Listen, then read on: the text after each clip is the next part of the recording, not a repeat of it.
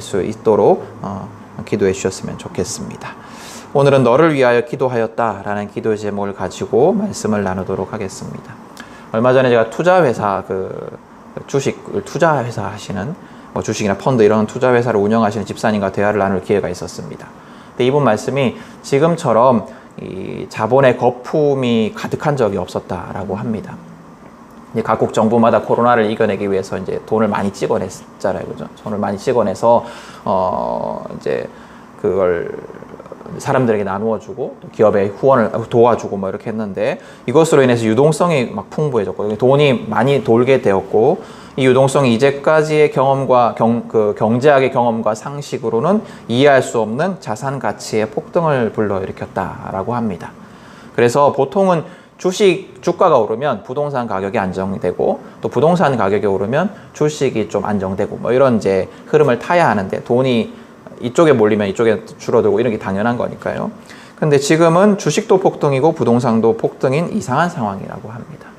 또 아무런 교환 가치가 없는 비트코인 같은 그런 가상화폐의 가치가 이렇게 폭등을 하는 것도 이해하기 힘들다라고 합니다. 그래서 이분이 결론적으로 하시는 말씀이 온 세상이 이제 그 인간의 욕망 어떤 막 그 레이스를 달리고 있는 것 같다. 그래서 굉장히 이상한 폭등을 만들어냈는데 이게 언젠가는 기존의 상식으로 볼 때 언젠가는 이제 마무리가 되어야 하는데 언젠가는 해소가 되어야 하는데 이 거품이 사라져야 하는데 어떻게 마무리될지 두렵다라고 이제 말씀을 하시더라고요. 언제는 우리가 살아가는 세상이 이해가 되었나라고 자문해 보기도 하지만 우리가 살아가는 세상이 참으로 이상한 것 같습니다. 요즘 부동산을 보면 서울 강남뿐만 아니라 우리가 살고 있는 대구 지역 또 지방 소도시까지도 몇 달 만에 몇 억씩 매물 시세가 오른 곳이 수두룩합니다. 이런 분위기 속에서 영끌이라는 단어가 이제 유행을 하고 있죠, 그렇죠? 그래서 막 두려운 거예요. 사람들이 두려운 거예요. 남들은 다 돈을 벌고 있는 것 같은데, 남들은 다 부자가 되고 자산 가치가 막 오르고 있는 것 같은데 나만 뒤처져서 가난해질까 두려운 겁니다. 여러분 벼락거지라는 말 들어보셨어요? 요새 이제 신조어인데요. 벼락거지라는 말이 있어요. 자기의 자기의 자산이나 소득은 그대로인데, 벌어들인 월급은 그대로인데, 다른 사람들이 가지고 있는 주식이나 부동산이 폭등을 해가지고 자기가 가난해진 거예요. 자기는 그대로였는데 남들이 다 부자가 돼버려 자기는 벼락거지가 돼버린 거예요. 이렇게 벼락거지가 될까 두려워하면서 많은 사람들이 두려워하면서 욕망의 열차에 올라타고 있습니다. 이런 불안에는 세상의 가치관이 숨어 있어요. 세상에 만연한 가치관이 숨어 있습니다. 그게 무슨 가치관이냐면 피라미드의 가치관이에요. 그러니까 피라미드 이렇게 생겨 있잖아요. 그러니까 소수가 다수를 지배하는 것을 당연하게 여기는 가치관. 그래서 모두가 저 위쪽을 바라보면서 저 좁은 위쪽을 바라보면서 끊임없이 경쟁하고 남을 밟고 올라서려는 것이 옳다라고 말하는 가치관. 이게 세상이 말하는 피라미드의 가치관입니다. 그래서 이 가치관 속에서 사람들은 다 두려워해요. 무슨 두려움을 가지고 있냐면 남들보다 뒤처지면 피라미드의 아래층에 갇혀버릴 것 같다라는 두려움. 그런 두려움 속에 시달립니다. 여러분들 어떠세요? 우리가 살아가는 세상이 그렇지 않습니까? 네. 이런 세상 속에 우리 교회가 있어요. 이런 세상 속에 예수님의 피로 세우신 교회가 있습니다. 근데 이 세상 속에 교회가 무엇인가를 우리가 질문해 볼 필요가 있습니다. 이런 세상 속에 교회도 마찬가지로 그 세상의 가치관, 피라미드의 가치관을 따라서 성공과 또 성장과 또 뭔가 이렇게 위쪽으로 올라가려고 하는 욕망을 함께 해야 되는 것인가 아닌가 우리를 고민해 볼 필요가 있습니다. 여러분 교회를 하나님 나라의 대사관이라고 비유하기도 합니다. 그렇게 부르는 이유는 이 대사관이라는 것이 가진 특징 때문이에요. 예를 들어서 미국에 있는 한국 대사관은 미국에 있지만 그 대사관의 땅은 한국의 영토로 간주합니다. 그래서 미국의 누구라 할지라도 어떤 사람이라 할지라도 그곳에 들어갈 때는 그곳 대사의 허락을 받아야 합니다. 함부로 들어갈 수가 없어요. 막 불이 나거나 이런 특별한 상황이 아닌 다음에는 함부로 들어갈 수가 없어요. 왜냐하면 그곳은 미국에 있지만 한국 땅이기 때문에. 또 그 한국 대사관에 속한 외교관은 미국 법에 의해서 처벌받지 않을 권리가 있습니다. 치외법권이라고 하는데 미국에서 범죄를 저질렀다 하더라도 미국 법에 의해서 처벌받지 않을 권리가 있습니다. 미국에 있지만 미국의 영토가 아니고 한국의 법과 한국의 어떤 권력의 영향 아래 있는 겁니다. 그래서 우리 예전에 뉴스 같은 거 보면 뭐 외국 대사가 막 교통사고 나고 뺑소니 쳤는데 뭐 처벌 안 받고 뭐 이런 기사들 보신 적이 있을 겁니다. 모든 나라가 그렇게 합니다. 그래서 교회를 하나님 나라의 대사관이라고 비유할 때 그 의미도 이와 유사합니다. 세상 속에 있지만 이 땅에 있잖아요. 이 땅에 있지만 이 세상 속에 있지만 하나님 나라에 속하였다라는 거예요. 교회 곧 우리가 교회잖아요. 우리는 그런 존재입니다. 우리는 세상 속에 살아가지만 세상과 다른 하나님 나라의 통치 아래에서 하나님 나라의 법도와 가치관 아래에서 살아가는 자들입니다. 오늘 성경은 우리에게 교회가 무엇인가를 또 얘기하고 있습니다.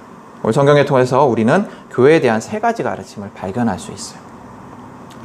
첫 번째, 교회는 뭐냐면 남보다 더 크고자 하는 세상적 가치관이 아니라 섬김이라는 예수님의 가치관을 따라 살아가는 사람들의 공동체입니다. 남보다 더 크고자 하는 세상적 가치관, 남을 밟고 올라서고자 하는 세상적 가치관, 남을 지배하고자 하는 세상적 가치관이 아니라 섬김이라는 예수님의 가치관을 따르는 사람들의 공동체입니다. 오늘 성경을 읽었습니다만 제자들은 누가 더 큰가를 가지고 막 서로 다투어요. 예수님과 함께 3년의 시간을 보냈지만 또 예수님의 가르침을 듣고 또 예수님의 그 기적들을 보았지만 예수님의 행하심을 보았지만 그들은 아직도 지배와 성공이라는 세상적 가치관에 속해 있었습니다. 제자들은 예수님이 로마를 무찌를 강력한 이스라엘 민족의 나라를 세울 것을 기대했습니다. 그래서 예수님이 곧 그 나라를 세우실 건데 그 나라에서 내가 어떤 위치에 오를 것인지, 내가 더 큰 위치에 오르기 위해서 막 서로 다툰 거예요. 예수님은 그 제자들의 생각을 교정하시면서 오늘 말씀에서 하나님 나라가 어떤 곳인가에 대해서 말씀하고 있어요. 하나님 나라는 세상의 가치관이 역전되는 곳이에요.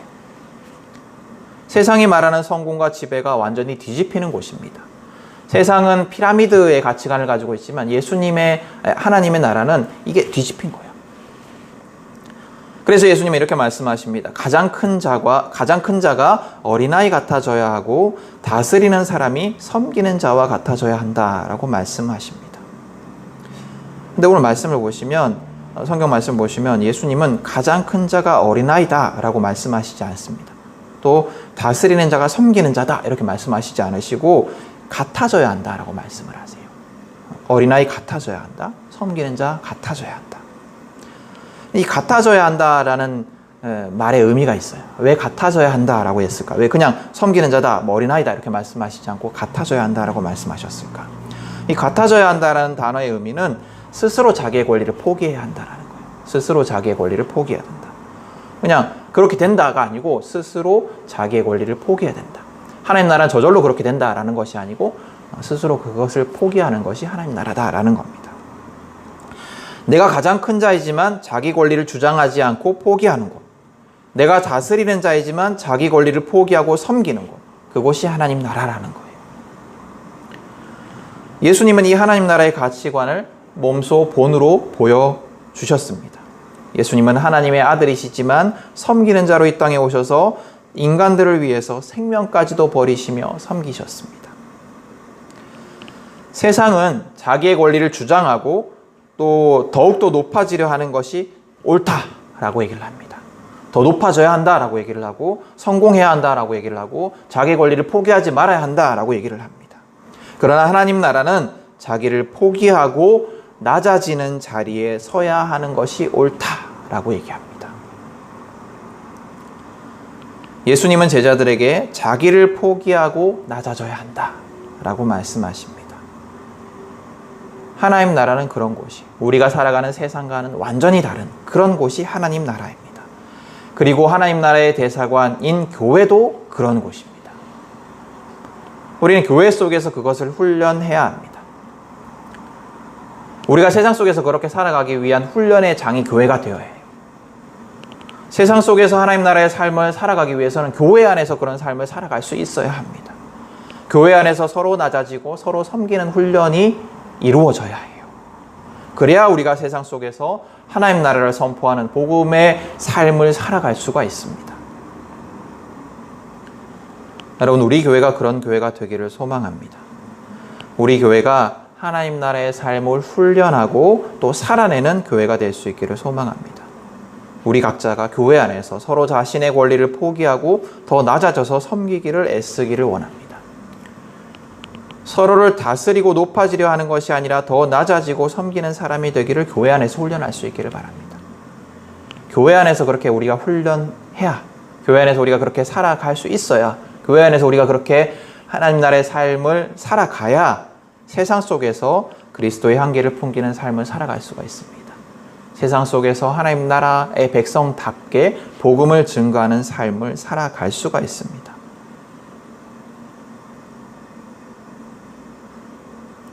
여러분, 지금 한국교회가 왜 욕을 얻어먹습니까? 그렇지 못해서.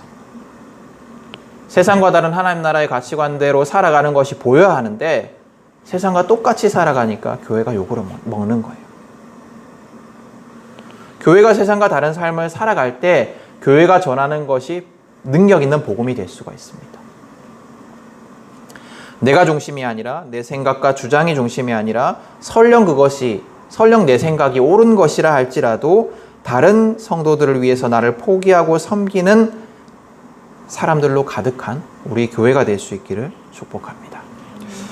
두 번째, 오늘 말씀은 교회에 대해서 교회는 예수님의 사랑과 은혜로 하나님 나라의 권세를 가진 자들의 공동체다라고 얘기를 합니다. 교회는 하나님 나라의 권세를 가진 자들의 공동체인데 그것이 예수님의 사랑과 은혜로 주어졌다라는 거예요. 오늘 본문 29절에 예수님은 제자들에게 이렇게 말씀하십니다. 내 아버지께서 내게 왕권을 주신 것과 같이 나도 너희에게 왕권을 준다. 29절에 그렇게 말씀하세요. 근데 이 말씀을 하시기 전의 상황을 보면, 냉정하게 그 상황을 보면 제자들의 모습은 하나님 나라의 왕권을 받을 만하지 않습니다. 그들은 예수님의 제자라고 하지만 여전히 자기의 욕심을 위해서 싸우고 있어요. 누가 더 큰 자인가를 위해서 싸우고 있어요. 하나님 나라의 가치관이 아니라 세상의 가치관을 따라 서로 싸우고 있습니다. 그들은 하나님 나라의 왕권을 받을 만한 자들이 절대 아닙니다. 그러나 예수님은 제자들을 그렇게 인정해 주세요. 28절에서 예수님은 너희는 내가 시련을 겪는 동안에 나와 함께하는 사람들이다 라고 말씀하시면서 제자들을 인정하시고 그들에게 왕권을 주십니다. 근데 여러분, 이 예수님 말씀이 진실입니까? 이들이 정말로 예수님의 고난에 함께 했습니까? 예수님의 시련에 함께 했습니까? 아니에요. 이건 사실이 아니에요. 이제 본격적으로 시작될 우리 누가복음 22장, 23장 계속 이어져서 본격적으로 시작될 예수님의 시련 속에서 제자들은 다 어떻게 됩니까? 모두 다 도망갑니다. 예수님과 시련을 함께하지 않습니다. 그들은 다 도망갑니다. 그러나 예수님은 그렇게 인정해 주십니다. 예수님은 그렇지 않은 제자들을 그렇다라고 인정해 주십니다. 예수님이 제자들을 인정하시는 것은 정말로 제자들이 그러해서가 아니에요. 그냥 예수님의 사랑과 은혜로 그렇게 인정해 주시는 거예요. 제자들은 그렇지 않은데 예수님께서 사랑과 은혜로 그들을 그렇게 인정해 주시는 겁니다. 이제 곧 예수님은 대제사장에게 잡혀가십니다. 이제 곧 예수님은 십자가를 지시고 죽음을 맞으십니다.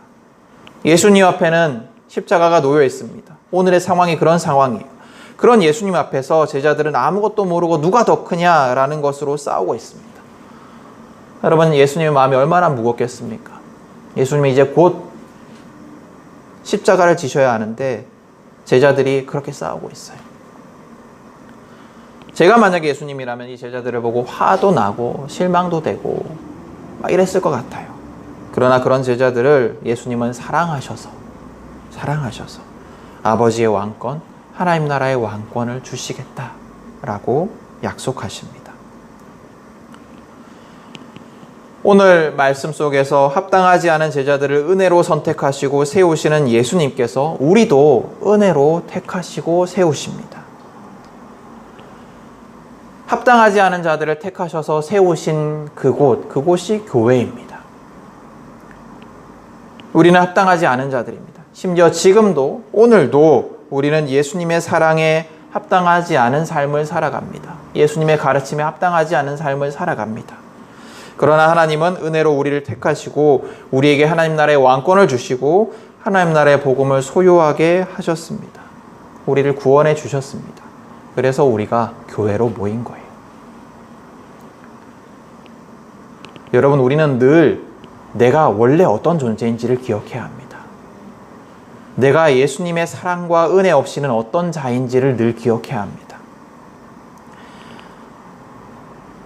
우리가 예수님의 그 사랑과 은혜 없을 때 어떤 자인지를 안다면, 예수님의 은혜와 사랑 없이 어떤 자인지를 안다면 우리는 세상의 가치관을 따라서 성공과 지배의 삶을 살아갈 수가 없습니다.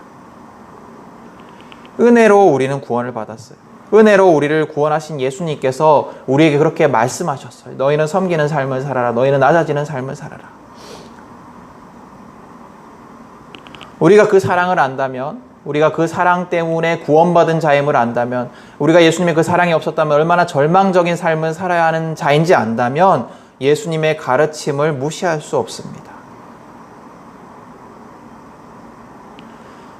우리는 은혜로 우리를 구원하신 예수님을 따라서 섬기고 낮아지는 자들이 되어야 합니다. 교회는 그것을 기억하는 공동체예요. 교회는 내가 원래 어떤 존재였는지를 기억하고 내가 예수님의 사랑과 은혜로 구원받은 자임을 기억하는 공동체입니다. 우리가 원래 어떤 존재인지를 함께 모여서 말씀을 통해 깨닫고 그래서 예수님의 가르침대로 서로 섬기는 공동체, 그것이 교회입니다.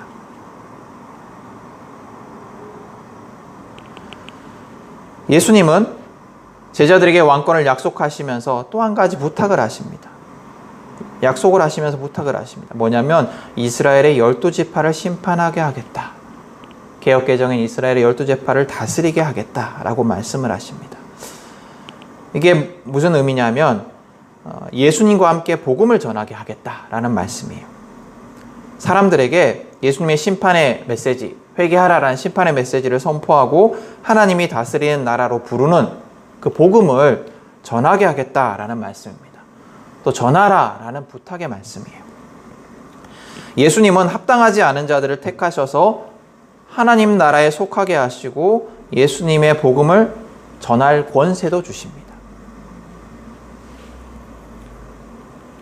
그러니까 우리가 복음을 전하는 것도 예수님이 주신 특권이에요.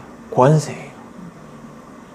이스라엘을 다스릴 권세, 복음을 전할 권세, 예수님께서 우리에게 주신 겁니다. 그래서 예수님이 왕권을 주신 것은, 예수님이 우리에게 왕권을 주신 것은 복음을 전하게 하기 위함입니다. 그럼 복음을 전하는 일은 결코 쉬운 일이 아닙니다. 제자들을 보면 제자들은 복음을 전하기 위해서 여러 핍박 속에서 자기의 생명을 바쳐야 했습니다. 그러나 예수님은 그 고난보다 더 큰 권세를 주시기에, 더 큰 복을 주시기 위해, 복을 주시기 때문에 교회는 복음을 전하는 사명을 감당해야 합니다. 복음을 전하는 것이 쉽지 않기 때문에, 복음을 전하는 것이 고난에 따르기 때문에 예수님께서는 왕권을 주시면서 복음을 전하라 하신 거예요. 고난보다 더 큰 왕권을 주시면서, 고난보다 더 큰 복을 약속하시면서, 복을 주시면서, 능력을 주시면서 복음을 전하라 라고 말씀하신 겁니다. 교회는 그 사명을 감당해야 합니다. 여러분, 우리는 합당하지 않은 자들입니다. 우리는 하나님 나라에 합당하지 않은 자들입니다. 우리는 구원받기에 합당하지 않은 자들이고 우리는 예수님의 제자 되기에 합당하지 않은 자들입니다. 그러나 예수님은 사랑과 은혜로 우리를 구원하셨고 우리를 교회로 세우셨습니다. 우리는 그 은혜와 사랑을 기억하며 서로 섬기는 자들이 되어야 합니다. 예수님은 합당하지 않은 우리에게 하나님 나라의 왕권을 주셨습니다. 우리는 그 왕권을 가지고 복음을 전해야 합니다. 우리 교회가 예수님의 은혜와 사랑을 기억하는 공동체, 또 하나님 나라의 권세로 세상에 복음을 전하는 공동체가 될 수 있기를 축복합니다. 세 번째로 교회는 기도로 서로를 세우는 공동체입니다. 세 번째로 교회는 기도로 서로를 세우는 공동체입니다. 제자들에게 이제 말씀을 하시던 예수님이 31절부터는 특별히 시모나 시모나 라고 부르시면서 베드로에게 말씀을 하십니다. 이 31절부터의 말씀을 보면 제자들은 위기 속에 있어요. 어떤 위기 속에 있냐면 사탄이 제자들을 요구하고 있어요. 사탄이 예수님께 제자들을 요구하고 있습니다. 체질하도록 요구하고 있어요. 근데 이 구절은 구약 성경의 욥기의 내용을 떠올리게 해요. 욥기의 내용을 한번 기억해 보세요. 사탄이 하나님께 찾아와서 하나님을 경외하는 욥을 테스트할 수 있도록, 시험할 수 있도록 요구합니다. 하나님이 이 사람은 정말로 하나님을 경외하는 자다, 욥은 정말로 하나님을 경외하는 자다, 나를 배신하지 않을 거다 라고 하시니까 사탄이 내가 테스트해 보겠습니다, 절대 그렇지 않습니다 라고 요구하는 것으로 욥기가 시작이 됩니다. 그러니까 욥을 테스트할 수 있도록 하나님께 허락을 구해요. 마찬가지로 사탄은 제자들을 테스트할 수 있도록, 제자들을 시험할 수 있도록 예수님에게 허락을 구하고 있는 거예요. 요구하고 있는 거예요. 근데 여러분, 욥기에서 욥은 어떻게, 사탄의 테스트를 어떻게 했어요? 사탄의 시험을 어떻게 했어요? 통과했죠, 그죠? 정말로 의인이었어요, 그 사람은. 근데 제자들은 통과할 수 있을까요? 사탄이 제자들을 요구할 때 만약에 예수님께서 제자를 넘겨주신다면 제자들은 이 사탄의 테스트를, 시험을 통과할 수 있을까요? 못할 거예요. 이제 곧 십자가에 달리실 예수님을 앞에 두고 서로 누가 더 큰 자인가를 다투는 제자들은 사탄의 시험을 통과할 수 없을 거예요. 근데 그런 그들을 위해서 예수님께서 기도하십니다. 그들은 통과하지 못할 것이 분명하지만 그들을 위해서 예수님께서 기도하십니다. 그래서 그들은 승리할 거예요. 그 예가 바로 베드로예요. 예수님은 사탄의 요구 앞에서 베드로의 믿음이 꺾이지 않도록 기도하십니다. 그리고 다시 돌아올 것을 예언하십니다. 우린 잘 알고 있습니다. 베드로가 어떤 행동을 했는지, 베드로가 이후에 어떤 행동을 했는지 우린 잘 알고 있어요. 베드로는 예수님을 3번 부인합니다. 그것만 보면 베드로는 사탄에 넘겨질 자예요. 예수님을 3번이나 부인하고 실패한 자예요. 그러나 예수님이 그를 위해서 기도하시기 때문에, 예수님이 다시 그를 회복시키시고 세우시기 때문에 베드로는 사탄에 넘겨지지 아니하고 실패를 딛고 다시 일어나 교회를 세워가는 자가 됩니다. 예수님이 오늘 성경 32절 마지막에 부탁하신 내 형제를 굳세게 하여라 라는 부탁을 행하는 자가 됩니다.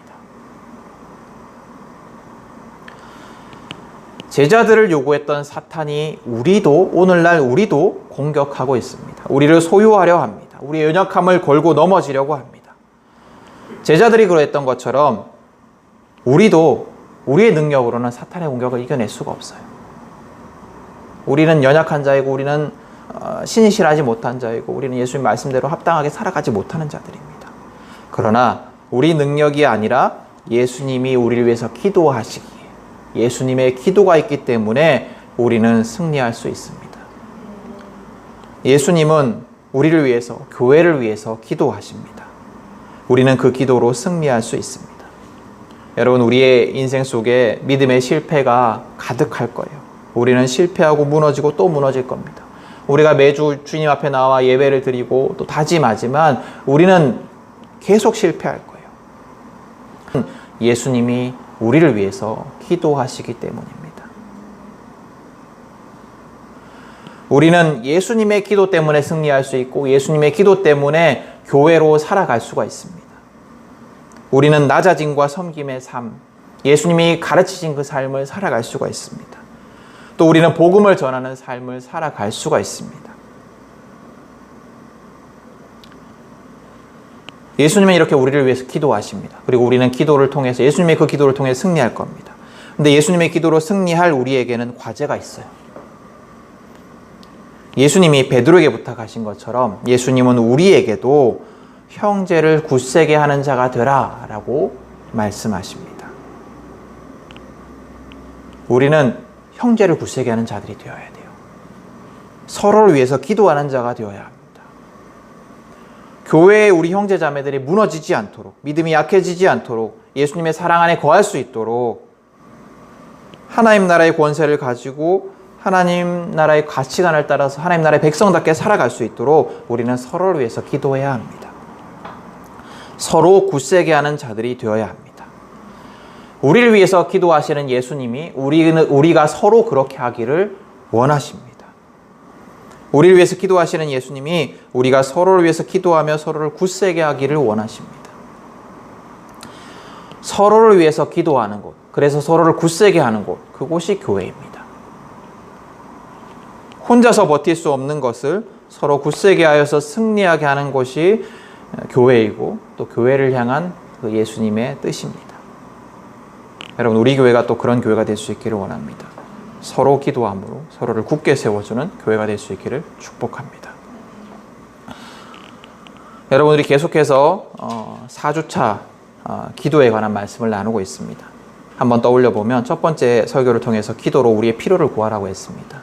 또 두 번째 설교에서는 험악한 세상 속에 기도를 통해 우리가 얼마나 놀라운 제자의 특권을 가진 자인지 기도를 통해 그걸 기억하라고 했습니다.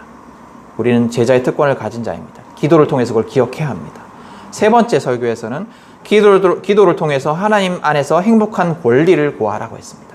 행복할 수 있는 권리, 하나님이 주신 행복할 수 있는 권리를 구하라고 했습니다. 하나님께서 권리 없는 우리들에게 사랑과 은혜를 베푸셔서 예수님의 그 십자가 은혜로 사랑과 은혜를 베푸셔서 우리에게 행복한 권리를 주셨다라고 말씀드렸고, 그래서 우리가 그 행복한 권리를 기도로 구하라고 말씀드렸습니다. 오늘 말씀은 기도에 관해서 우리에게 뭘 가르치냐면 우리에게 기도만이 하나님의 뜻대로 살아갈 수 있는 능력을 준다라고 가르칩니다. 기도만이 하나님의 뜻대로 살아갈 수 있는 능력을 줍니다. 기도를 통해서만 우리가 하나님의 뜻대로 살아갈 수 있습니다. 로마 성경 33절을 한번 보십시오. 베드로는 예수님께 이렇게 각오해요. 주님, 나는 감옥에도 죽는 자리에도 주님과 함께할 각오가 되어 있습니다. 다짐해요. 베드로가 예수님 앞에 그렇게 다짐해요. 여러분, 베드로의 이 각오가 거짓말이었을까요? 아닐 거예요. 베드로는 정말로 그렇게 하고자 하는 마음으로 그렇게 고백했을 겁니다. 베드로가 예수님 앞에 잘 보이려고 그랬던 거 아니에요. 베드로의 성정을 알잖아요. 베드로는 그렇게 거짓말할 사람이 아니에요. 그냥 뭐 아니면 도인 그런 사람이거든요. 정말로 그런 각오로, 진심으로 그렇게 각오했어요. 감옥에도 죽는 자리에도 주님과 언제나 함께 할 거다라고 각오했습니다. 근데 베드로가 어떻게 돼요? 이렇게 진실되게 각오했지만 어떻게 돼요? 베드로는 예수님을 3번 부인합니다. 여러분, 사람은 믿을 만한 것이 못 돼요. 인간의 각오는 아무리 진실되고 아무리 큰 각오라 할지라도 믿을 만한 것이 못 됩니다. 그걸 신뢰할 수가 없어요. 인간은 약한 존재예요. 베드로를 승리하게 한 것은 베드로를 다시금 교회를 세우는 중요한 제자의 위치로 서게 한 것은 베드로의 각오가 아니고 예수님의 기도였습니다. 여러분, 인간의 의지는 믿을 수 없습니다. 우리가 매번 설교 말씀을 듣고 매번 하나님의 말씀을 보면서 다짐합니다. 각오합니다. 그러나 여러분 잘 알잖아요. 다 실패해요. 인간의 의지는 믿을 수 없어요. 그렇지만 하나님께 한 기도는 믿을 수 있습니다. 예수님이 우리를 위해서 하시는 기도는 믿을 수 있습니다. 각오는 내가 책임져야 되지만 기도는 하나님이 책임지시기 때문입니다. 여러분, 우리는 예수님의 기도로 승리할 수 있습니다. 그리고 우리는 서로의 기도로 승리할 수 있습니다. 우리는 서로를 위해서 기도해야 합니다. 나를 위해서도 기도해야 되지만 서로를 위해서도 기도해야 합니다. 교회는 서로 기도하는 곳입니다. 기도만이 우리를 무너지지 않게 합니다. 기도만이 우리를 세상 속에서 세상의 가치관이 아니라 하나님 나라의 가치관을 따라 살아갈 수 있는 능력을 줍니다. 기도만이 우리를 하나님 나라의 권세를 가진 자로 살아가게 합니다. 기도만이 우리가 능력 있게 복음을 전하게 해줍니다. 기도만이 우리를 다시 서게 하고 기도만이 교회를 교회답게 합니다. 기도만이 능력이 있습니다. 우리가 하나님 나라의 백성으로 예수님의 제자로 살아가려고 할 때 기도해야 해요. 우리의 능력으로는 절대로 불가능하기 때문에 기도의 능력을 믿으며 예수님을 신뢰하며 하나님을 신뢰하며 기도로 나아가는 자들이 될 수 있기를 바랍니다. 여러분, 교회는 세상의 가치관이 아니라 하나님 나라의 가치관으로 살아가기 위한 훈련터입니다. 교회는 세상 속에서 하나님 나라의 백성답게 살아가기 위한 훈련터예요. 우린 교회 안에서 그렇게 실천해야 합니다. 훈련해야 합니다. 또 교회는 예수님의 사랑과 은혜로 하나님 나라의 권세를 가진 자들의 공동체입니다. 은혜로, 사랑과 은혜로 하나님 나라의 권세를 가진 자들의 공동체입니다. 또 교회는 기도로 서로를 세우는 공동체입니다. 여러분, 우리가 이를 위해서 기도했으면 좋겠습니다. 우리 교회가 그런 교회가 될 수 있도록 우리 교회를 위해서 기도했으면 좋겠습니다.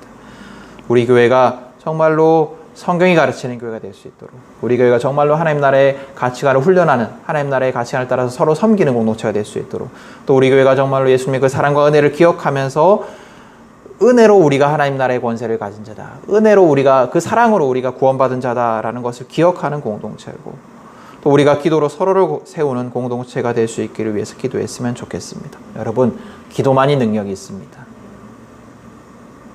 말씀을 듣고 다짐하고 끝나면 안 됩니다. 말씀을 붙들고 기도해야 합니다.